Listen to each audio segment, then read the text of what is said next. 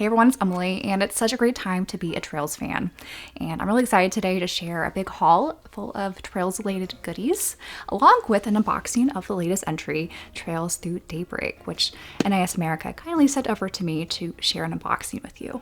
Trails is celebrating its 20th anniversary this year, and I feel like we just have so many exciting announcements just around the corner. I'm actually going to Anime Expo this coming week. Trails is celebrating its 20th anniversary this year, and I feel like we have so many just exciting announcements around the corner. And I'm actually going to Anime Expo this coming week, and I'm super excited to go to all the Falcom related panels, and I'm actually cosplaying as Estelle too, so I'm really excited to share some photos and potentially make some sort of vlog on that experience to share with you guys. I'm just hyped for all these future announcements, as well as finally diving into Trails Through Daybreak. I played the demo, and so that contained both the prologue and the first chapter, and this game is pretty amazing so far. So I'm gonna go ahead and unbox this collector's edition for you guys, and then we'll get more into some of the other Trails related things that I've accumulated these past few months. So I ended up getting the PS5 version. That's sort of been my default version I've been getting for most of the Falcom related titles that NIS America has been putting out. And this time around, we have this little slip cover that's plastic. So they brought the slip sleeve back. And I think NIS America always does a really great job with their box designs when it comes to their collector's editions. They're nice and compact, but all the illustrations and everything and the cardboard they use is really high quality. So I'm really happy to add this to my shelf behind me. So I ended up going for the PS5 version of Trails Through Daybreak, and this is sort of what I've been doing for most of Falcom's recent releases. So far, all the Falcom games have been running really well on the PS5, and so I've been just enjoying my experience on there as opposed to the Switch. But from what I hear, the Switch version also runs really well, so if you only have a Switch, then I think that's definitely the version to go for. So you'll notice on the cover art that this is the deluxe edition, and this is really just the standard edition, so if you were to buy the non-collector's edition of Trails Through Daybreak, this is the edition you would get. And with this now entering into the Calvard arc, we have our new protagonist, Van, on the cover here. Inside, Van is also pictured on the disc itself, and you also receive a digital download code for the sample soundtrack, which contains 8 different songs. And inside, you also receive a mini art book, which features character portraits and brief descriptions of the main supporting cast, as well as other featured pictures and landscapes throughout the game. This also has a reversible cover art that features more of the characters in the game. Along with the regular edition of the game, you also receive a stunning steelbook that also features the same key art as the deluxe edition. However, there's a lot of holographic elements and some raised embossing that makes it really special. I really like what direction NIS America went this time around, and I think the steelbook is one of the best that they've made so far. Then next, we have a really thick art book that they refer to as the Trails Uncovered. So this is a much larger version of the mini art book that we saw in the deluxe edition. It goes into a lot more details about the locations of Calvard, as well as all the different characters with more portraits of them, and just so many intricate details and beautiful art that I can't wait to dive a little bit deeper into once I get further into the game. And this next item here is the physical sample soundtrack. And so this will contain the same 8 songs that were on that digital download, but now you have it in physical form. And they went with this digipack packaging this time around, which is interesting. I quite like it. I prefer digipacks over jewel cases. This is a very nice addition. And we also have this nice stack of postcards. And so all these postcards are related to the Calvardian cinema movie poster art. So these are actual movie posters in game from Calvard. So it's really cool to see these actually in postcard form.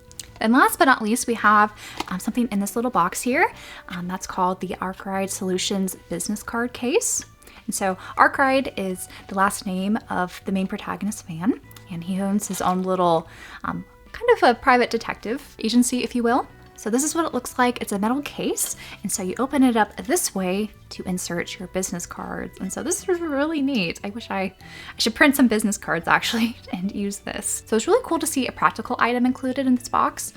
But if you don't have any stickers or small cards to put inside, you could also use this just as a standard display item on your shelves. And I really like how they included the tagline, "Complicated Matters Only." So that's everything that's included inside the Trails Through Daybreak Collector's Edition. And I'm really excited to dive a bit further into the game, since they kind of left us hanging right at the end of chapter 1 there. So I'm really excited to play further and probably in the coming weeks hopefully beat it. I'm almost done with Reverie, so I'm trying to push through that before I go to Anime Expo, so that when I come back I'll be able to dive into the world of Calvard and see all the hype for this new arc. And I know there's been plenty of discourse about, can you start with Trails Through Daybreak if you're new to the franchise? So the short answer is yes. This is a brand new arc, so generally the first game of each of the Trails arcs are pretty easy access and very accessible for newcomers if they want to be exposed to the Trails series and see if it's really for them. And this is something I personally advocate for because I've just seen so many people who are intimidated by this 10+ game series, and sometimes entering into some of the more modern titles to see if the series is for them might be the way to go. And hopefully once you started playing one of the more modern titles, you'll get instantly hooked and want to kind of backtrack into the earlier games to see kind of how the build up and all the other characters that you kind of see along the way enter into the story. So I definitely recommend giving the demo a go if you're interested in this game and this franchise as a whole.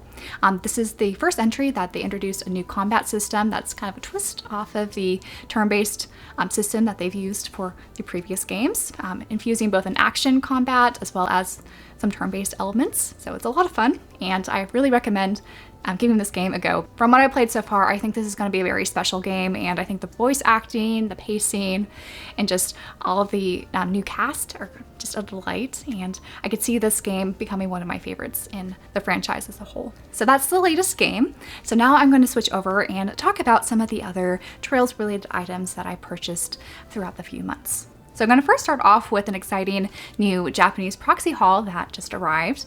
Now, most of the Trails franchise merchandise or official merchandise you can only really find in Japan. There's some exceptions, of course, which I'll get into later in the video, but Japan is just full of merchandise from the past 20 years, and often for really great prices, especially compared to eBay. So to kind of continue with the Trails Through Daybreak theme, I picked up this model kit. And so this is the model kit of that main figure that was on the steelbook, as well as the cover art for the standard release of the game. And this is actually the form that Van transforms into when he goes into this kind of fighting mode. The details to this you'll learn more about in the game itself, but this is the model kit that I got for really cheap. So I think generally this was maybe around $60 when it came out, but I ended up getting this for $20, and it was opened, but the parts for the model kit is still wrapped in plastic, so it's unused. So this is going to be my third model kit, and the instructions on the back side of the box are pretty simple, especially compared to the Cold Steel Knights. So I'll have to make time to construct this, and I'll probably post the results sometime on the channel. And I did pick up one brand new item. I actually have a lot of 20th anniversary Trails related items on pre-order right now that are slowly trickling in for the next few months. So I'm probably gonna have another haul at some point sharing all those items because, wow, they're just going crazy with all the merch right now, and it's very difficult to keep up. But for this order, I ended up getting this keychain of Estelle. They call this the Hug Hug metal charm. So this is a metal keychain that features Estelle both with her weapon as well as hugging this beetle, which is kind of her signature thing, that she loves beetles or bugs. So I still need to figure out where I'm going to place this. I'm probably going to add it to my sling bag and maybe bring it to Anime Expo with me, but I am always a little bit afraid whenever I go to large crowds of losing stuff. So I might have to keep this here, but we'll see. And I mentioned that I have a cosplay for Estelle that's ready to go. I'm probably gonna wear it on Friday, but I'm still kind of deliberating on that. But you'll kind of see a theme here that I kind of went a little Estelle crazy. So the next item is this trading card of Estelle. I have no idea what set this is from or anything. I just saw this and I decided to get it because it wasn't very expensive. And I'm also really hyped for Estelle's scale figure, which sadly won't be in this video. I ended up getting her Kotobukiya exclusive faceplate from Nin Games, and they tend to take like a week later to ship compared to all the other Japanese stores. So I'm probably not going to get her until after Anime Expo, but regardless, this is a really cool trading card, and I was thinking of maybe displaying this next to the figure once it arrives, but I'm in the middle of rearranging my shelves. You can see Fire Emblem stuff here because I need to figure out what to do with my Trails shelves. I'm basically waiting for Estelle's figure to come before deciding how I want to rearrange things. I'm probably going to move Fire Emblem back down, but for the time being, it's nice to have it in the background. But one of the items I was most excited for in this particular package was one that I've been on the hunt for a while, but it was grossly expensive. Usually you couldn't find it under $100. But I ended up finding this without its original box, which I was okay with. But all the parts were included and everything, and that is for Estelle's Nendoroid. So I actually already owned Estelle's Nendoroid Petite figure, which is really adorable and I love it. But I've always really wanted her Nendoroid because it does come with more customizable parts where she has both this kind of pose where she's flashing her bracer badge and kind of ready to fight. She also has a more kind of sad pose where she's holding the harmonica, and if you played the Sky games, you'll know. And she also has a more kind of calm smile face with her holding a fishing rod. So I'm so excited to have her finally, and I ended up getting her little easel stand here instead of the standard Nendoroid base because I think that will just work a little bit better on my desk setup. So you could get these from Good Smile. They come in 3 in a pack, so I need to figure out what I'm going to do with the other 2 that I have. I'm sure eventually I'll find something to use it with. And since I got Estelle here, I of course couldn't pass up getting Ren here for a wonderful price, and she was included inside her box. Ren is another Trails character that I own the Nendoroid Petite figure of, but when I saw her official Nendoroid available for a great price, everything included inside the box, I really couldn't pass this up, especially after getting Estelle. I've yet to put this together. You'll see that there's a lot of different poses she has with her scythe, as well as her bunny plush and ice cream cone. But I think what I'm going to end up doing is this pose here where she's sitting down with her plush and ice cream and eyes closed. I think that one's really cute and also really cute on my desk. So that was everything inside that particular package. Now I'm going to share some other things that have been on my shelf for the past month or so. I've shared them on social media, but I haven't shared them in a video yet. The first being Tio's scale figure from Kotobukiya. So Tio arrived, I want to say a month or 2 right after Emma came out, which I've shared in a previous video. And I'm so happy to have more of the Crossveil characters now in my collection of all the 1/8 Kotobukiya line. And I'm hoping they do more because right now we just have Tio and Risha. So hopefully we'll get Lloyd or Ellie or Randy, one of those characters at least. But I think Kotobukiya's figures have only been improving with each iteration of these different Trails figures. And so I'm really impressed by her paint job and all the little details of her clutching her ornamental staff here. And her pose is really cute. The clear plastic here is a support plastic, so you can remove it if you want, but you kind of want that there so to prevent any sort of leaning over time. And I think this is a very appropriate base for her as well because Tio is known as the kind of computer genius of the SSS group. And this next figure is one of a character I already own in the 1/8 scaled Kotobukiya line, but I really couldn't resist Quest Q's 1/7 Altina figure in her black bunny suit. So this is her outfit from Trails of Cold Steel 2. And it's different from her other scale that I own, that is from Cold Steel 4. And what's funny is that Good Smile also just recently announced that they're doing another Altina figure, but a large pop-up parade. So it's not a scale figure, but from their large pop-up parade line that's fairly new. So it's at a very good price point for those who are interested in scale figures but don't want to spend the money on them. So it's more of like a $60 figure, which is a very affordable price if you're interested.